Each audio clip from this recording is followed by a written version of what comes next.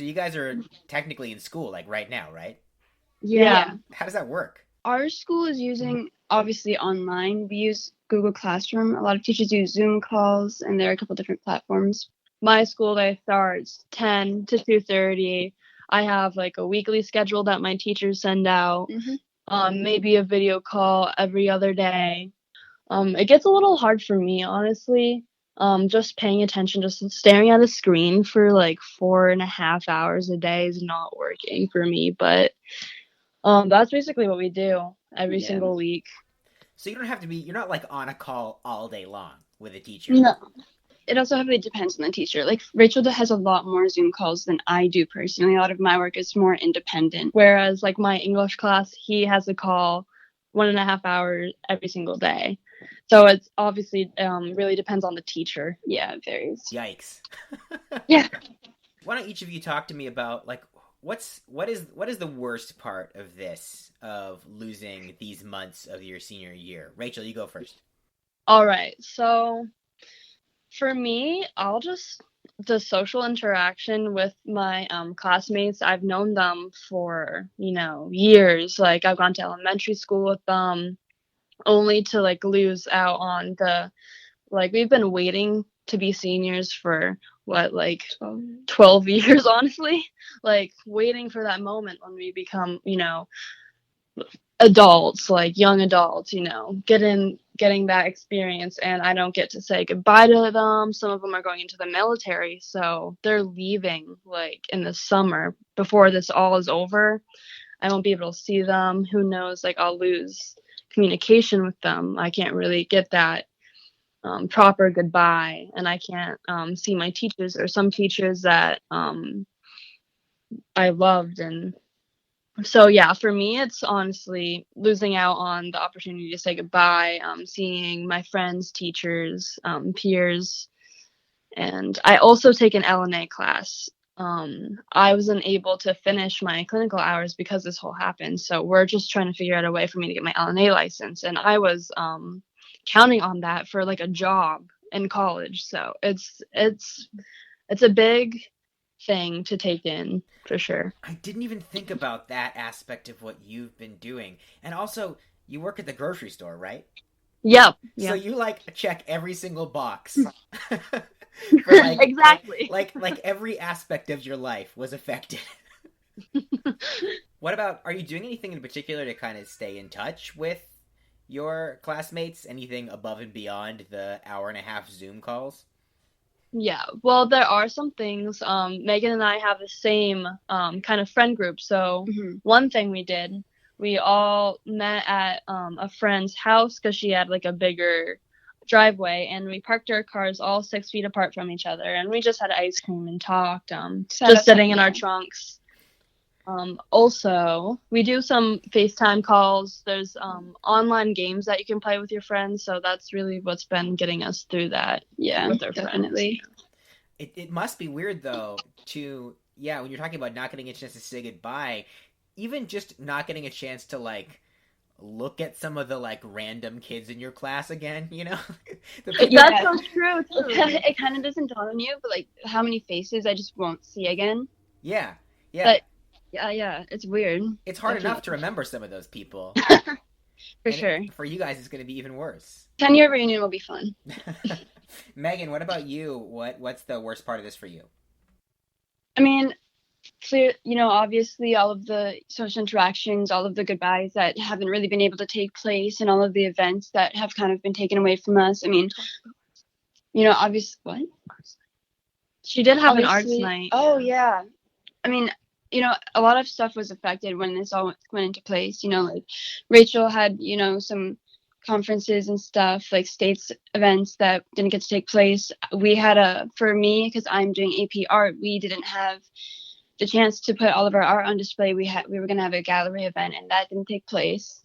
Yeah, that's probably been one of the weirdest things to get used to, since we've already covered, the social interactions aspect of it, which obviously sucks, but also just being accustomed to online schooling in the way of like, how do you do an art class outside of school, without trying to find a way to get materials and communicate and get the feedback you need to get, and trying to find a way to like do art and just be creative in a space that you're not used to being creative in, or that might not be super practical to be creative, and you just got to kind of work with what you got. Yeah. The AP art class has a event that we do every year where each senior gets to do a mural that goes up in the school permanently.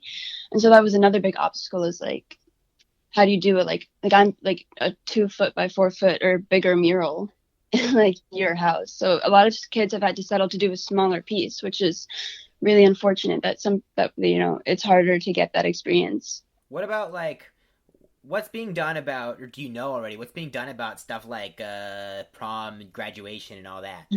So our principal and student council and everything, they set out a lot of surveys. Basically, for graduation, what it sounds like it's going to happen is what's happening in a lot of schools, that it's going to be a sort of quote unquote drive-in type of thing. We're thinking about going to a location like Castle in the Clouds, and they'll have like a 40-foot screen, and just watching from your cars with whoever can fit in. Yeah, and a family gets one car, so each student gets like one car, because we have 170 students. Our high school is pretty big, so there's obviously not enough parking spaces for your grandparents, family, friends, aunts and uncles, cousins to go like they normally would. So you only get one car. Like if you can find a way, like hide them in the bed of a truck or something, then that's all you got. So the family's in the car, but you guys would actually walk and get a diploma, or are you gonna like sit on the roof and reach out? They're still trying to figure that out. There is a chance that we'll be able to walk individually at the graduation, but they're preparing to find some other way to do it, where they would have each student come to the school at a set time and pre-record a video of them walking to get their diploma, and then we would just watch a montage of those. And there was also an opportunity, they said, to move it to August 1st, which is way far away, and have it.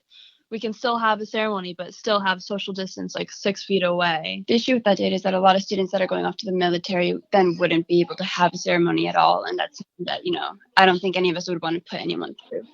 Is there at least something to be said about like the novelty of all of this? Like at least you and your peer group are all going through this together. Like it's not happening to just you. I guess I'm asking, is there like a silver lining to any of this? I think so. I mean, it's such a unique experience for such a small part of the population to be going through, and it's been really interesting to share that with each other and just all be able to kind of like rant about it and support each other, and then something that's you're gonna be able to tell what like your kids, grandkids, that type of thing. Yeah. But our schools also, they're giving us each a tile to kind of decorate and put our name on, like we would for our graduation caps, and they're permanently installing that into the school, like remember class of 2020 memorial type thing, which is like, it's weird to think about. That's like, it's kind of cool and also kind of bleak. Like you have this like memorial to you. I know. I'm like, oh geez, is it that bad? Yeah, it kind of doesn't dawn on you how, because you're in the middle of it, but if you're looking back at it, it'll be like, wow, that was wild. Yeah, and I mean, we mentioned the thing with Rachel and medicine and that being affected, but Meghan too. Like, I think the art world is going to change a lot because of this pandemic, in part just because it'll kind of fall to artists to help process this for people. A whole new era. So I've already been seeing a lot of works influenced by this, and it's just exciting to watch all of the artists that I follow and myself just kind of see how we're all communicating what we're going through and how we feel about it, and sharing that with everybody. And it's a really great thing, despite the unfortunate, to put it lightly, situation that we're all going through right now. Meghan, are you working at the grocery store too? Are you both working at the grocery store? Yes, we both are working at Hannaford. So what's that like now? Weird. Yeah, like I almost don't remember what the grocery store was like before this all happened, just because, but yeah. So there's plexiglass on each register. There's stickers on the floor telling people where to stand. We can only allow a certain number of people at a register at a time, like one person. We have to wear masks at all times. we're cleaning every single Oh second. yeah. Between the hand sanitizer and like our pen pads have taken a toll just from how much we sanitize them, that they don't even work anymore. You have to use the pen. You can't tap it. It won't respond because that's how much it's been sanitized. How are people at the store treating you?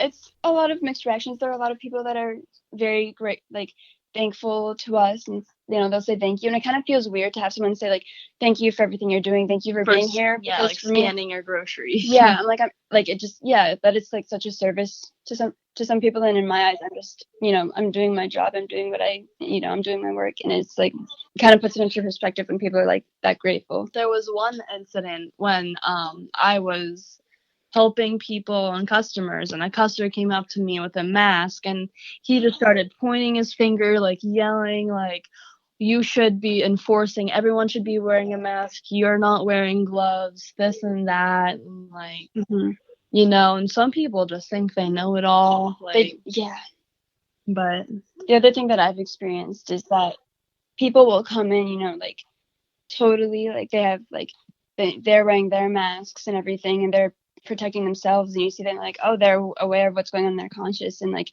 they want to make sure that like everything is safe. But then once they get in line, I find that a lot of people don't really care about how close they are to you as a worker. Like telling people, and people get really frustrated when I ask them to back up a little bit to give me space or my bagger space, and it's really weird how impatient people get and how frustrated they get. I roll their eyes, and just it's really interesting because we need our space too, and a lot of people are just seem really annoyed that we ask for it. All right, so one last thing I want to talk about, which is college. Do you know what the situation is for you both in the fall? I feel like the last time I talked to you, Megan, had you made a decision as to where you were going?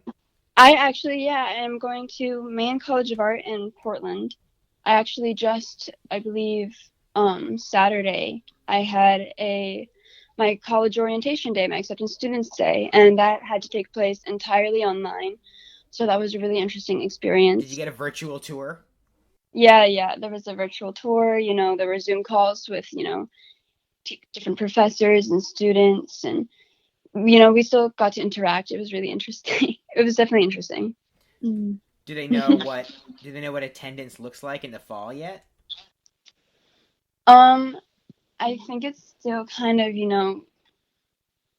iffy. I think they're hoping to return physically in the fall if it's still safe, and if not, they're preparing to have to be online still. But I think they want to be able to socially distance at least and be able to be there in the fall. No, for me, I'm going to University of New England, which is in the Biddeford, Maine, Portland campus.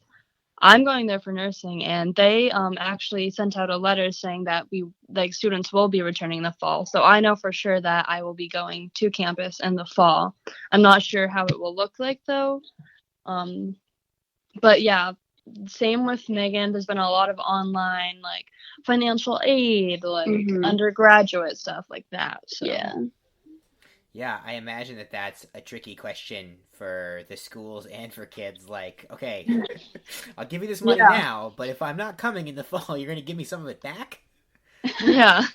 And it's weird to think. So my only concern with like our age group, so with like the bill that got passed, like the $1,200 or something, the people like 18, 19, their parents still claim them as a dependent, so they're not getting that $1,200, but they also need to find a way to pay for college because most of us don't have a job, Yeah, a lot of people. Rachel and I are very. So it's in that like little gray area where the people that are going to college don't get that money too. Rachel and I are very fortunate and thankful that we're able to still work, but there are like almost everyone we know, all of our friends are all out of work and they don't have income right now.